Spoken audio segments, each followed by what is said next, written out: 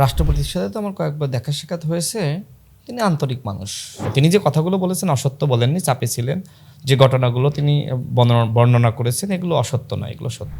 আমি এইভাবে বিভিন্ন সময় কথাবার্তা বলেছি। হয়তো আমার কথাবার্তা রাষ্ট্রপতি খেয়াল করেছেন, তার ভালো লেগেছে। সরকার তো তাকে চাপের মধ্যে রেখেছে, এটা তো সত্য।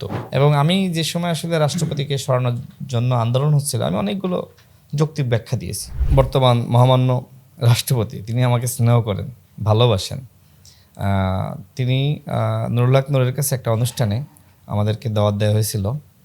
তো সেই অনুষ্ঠানে নুরুল হক নূর গিয়েছেন, আমি যাইনি। তো তিনি নুরুল হক নূরের কাছে জিজ্ঞেস করলেন, রাশেদ আসেনি? এই একটা ঘটনা। আর একটা হলো যে সাভার স্মৃতিসৌধে যে সময় আমরা শ্রদ্ধা নিবেদন করার জন্য যাই, তখন তিনি আমাকে সবার মাঝে তিনি বললেন, কি খবর রাশেদ? অনেক মানুষ দাঁড়িয়ে আছে, আমার নামটা শুধু তিনি ডাকলেন। তো তিনি যেহেতু এইভাবে খোঁজখবর রাখেন, আমার কাছে মনে হয়েছে তিনি আমাকে ভালোবাসেন।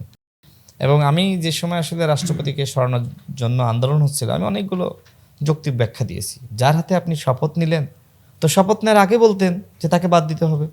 শপথ নিয়ে ফেলিয়েছেন, হ্যাঁ, ক্ষমতাকে বৈধ করে ফেলিয়েছেন, এখন বলছেন তারে আমার ভালো লাগে না। এটা তো হয় না ভাই। আপনি যে সংবিধান মেনে শপথ নিলেন, সেই সংবিধান মানেন না, এটা তো হয় না ভাই। আমি এইভাবে বিভিন্ন সময় কথাবার্তা বলেছি। হয়তো আমার কথাবার্তা রাষ্ট্রপতি খেয়াল করেছেন, তার ভালো লেগেছে। আমি তার পক্ষে বলেছি, বিষয়টা এরকম না।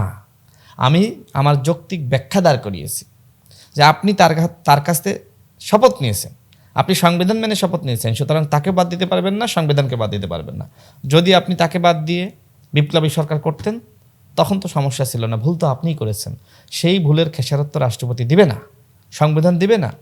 এবং স্বাভাবিকভাবে তিনি যেহেতু আওয়ামী লীগের সরকারের রাষ্ট্রপতি ছিলেন, তাকে নিয়ে তো স্বাভাবিকভাবে বিতর্ক অনেকে করবেই। তবে গণ অভ্যুত্থানের পরে তাকে নিয়ে খুব বেশি বিতর্ক করার সুযোগ আছে বলে আমার কাছে মনে হয় না। আমি ভিতরের অনেক কিছু জানি। তিনি আসলে মানে কখনোই চেষ্টা করেননি নিজ থেকে কোনো ধরনের চক্রান্ত ষড়যন্ত্র করার। এক ধরনের অসহায়ত্বের মধ্যে ছিলেন, এটা সত্য। তাকে দিয়ে কিছু করতে দেওয়া হয়নি, এটাও সত্য। সব মিলিয়ে তার জীবনের সবথেকে বড় পাওয়া যে তিনি তিনজন ব্যক্তিকে বা তিনটি সরকারকে শপথ পড়িয়েছেন। একজন মানুষের জীবনে এর থেকে বড় কিছু আর কি হইতে পারে? তার যে অভিযোগ অনুযোগ আছে, যেহেতু তিনি আওয়ামী লীগের রাজনীতিও একসময় করেছেন, পরবর্তীতে চাকরি করেছেন এবং তিনি আওয়ামী লীগের সরকারের ঘনিষ্ঠ ছিলেন, তারপরেও তিনি অভ্যুত্থানের পরে যেহেতু এই এক ধরনের শূন্যতার মধ্যে তিনি হাল ধরেছেন বা তিনি কোনো ধরনের ষড়যন্ত্রের পথও বেছে নেননি, এই জন্য আমি তাকে ধন্যবাদ জানাই। তিনি যে অভিযোগগুলো করেছেন এগুলো তো অসত্য নয়। এই ঘটনাগুলো তো ঘটেছে, অন্তর্বর্তীকালীন সরকার তো তাকে চাপের মধ্যে রেখেছে, এটা তো সত্য। সেই আক্ষেপের জায়গা থেকে তিনি সুযোগ পেয়েছেন, তিনি সাক্ষাৎকারে বিস্তারিত বলেছেন। এবং আমি মনে করি যে ভবিষ্যতে যাতে এ ধরনের ঘটনা না ঘটে, সেদিকে আমাদের লক্ষ্য রাখতে হবে।